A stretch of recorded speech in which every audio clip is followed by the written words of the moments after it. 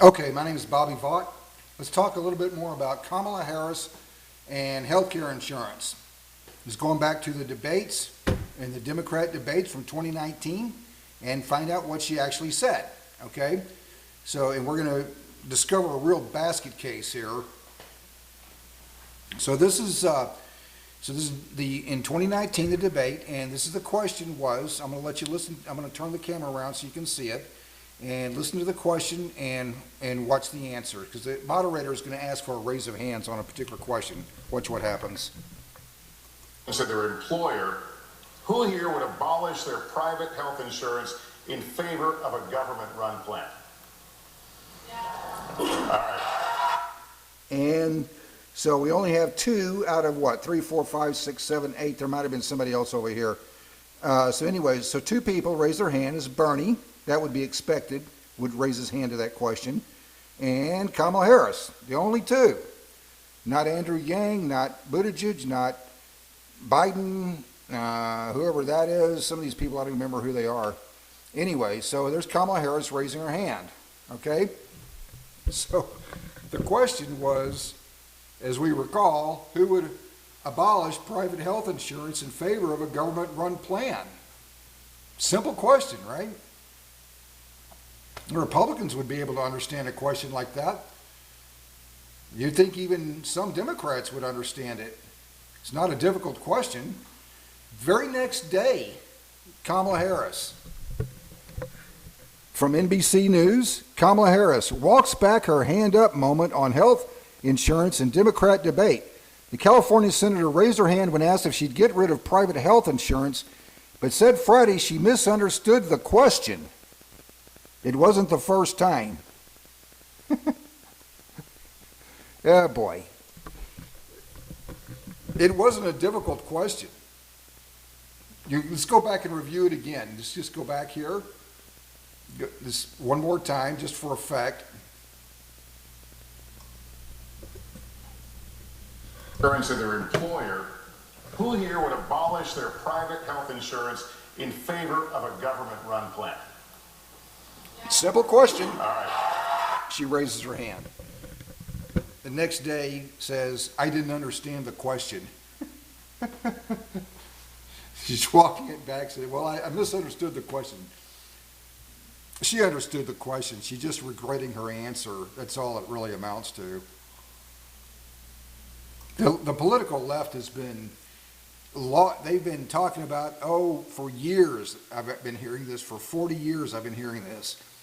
We need a single-payer plan, like in Canada, telling us how great Canada's healthcare system. I did a Google search, Canada healthcare problems. Page after page after page after page of these articles. This one from here, I'll show it to you here so you know I don't make anything up. This is from the National Institute of Health, National Library of Medicine, National Center for Biotechnology Information, okay? And so I just did a simple search like that, and here's what I came up with. Page after page of these articles. I'm just reading it here. Primary abstract. Primary health care in Canada is in crisis. 1 in 6 Canadians lack a regular family physician, and less than half of Canadians are able to see a primary care provider on the same or next day. The consequences are significant in terms of the stress and anxiety foisted upon Canadians in need of care, including limited diagnosis and referrals for potentially life-threatening conditions. And there's like 30 pages on a Google search of Canada healthcare problem. By the way, I almost forgot.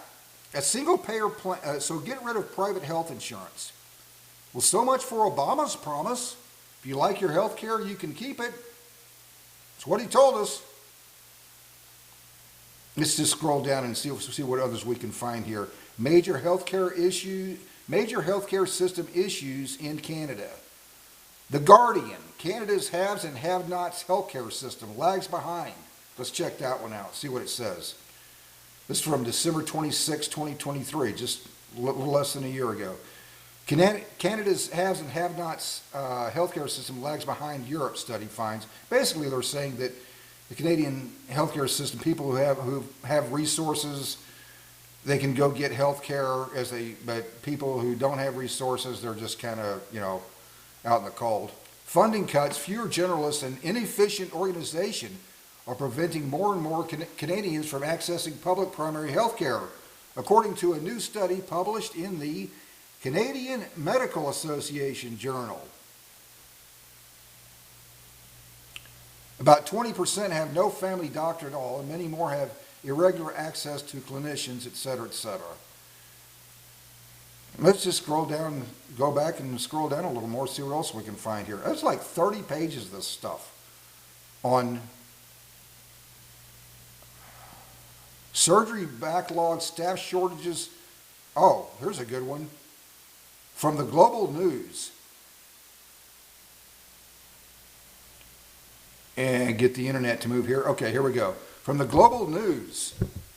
This one from January 14th, 2024. Just so that would be, roughly about 7 months ago. This is August 25th, 2024. Canada's healthcare crunch has become horrific and inhumane, doctors warn. Canada's healthcare crunch has become horrific and inhumane. Well, that can't be good.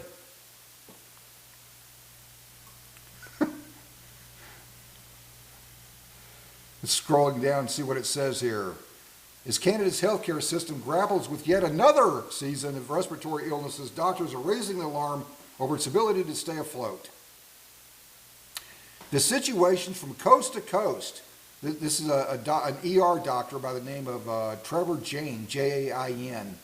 The situations from coast to coast, they're horrific and inhumane, said Dr. Trevor Jain, an ER doctor with the Canadian Association of Emergency Physicians.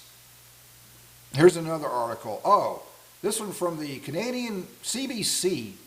I'm not for certain on this, but I think that stands for Canadian Broadcasting Company. I think it's Canadian, whatever it is. Surgery backlog, staff shortages, no family doctor. New report highlights Canada's healthcare crisis. New report highlights Canada's major drop in surgeries. Yeah, scroll problem there. Come on, internet. Okay, here we go. A new report highlights Canada's major drop in surgeries during the early years of the pandemic, but those pains were felt unequally across the country's patchwork provincial healthcare systems, with the largest decrease in procedures seen in Newfoundland and Labrador.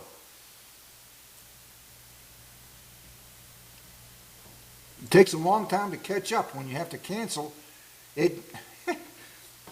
This is from someone named Kathleen Morris, CIHI, Canadian Institute of Health, something like that. Kathleen Morris, CIHI's Vice President of Research and Analysis, quote, "It takes a long time to catch up when you have to cancel a large number of surgeries." I'm going to read that again.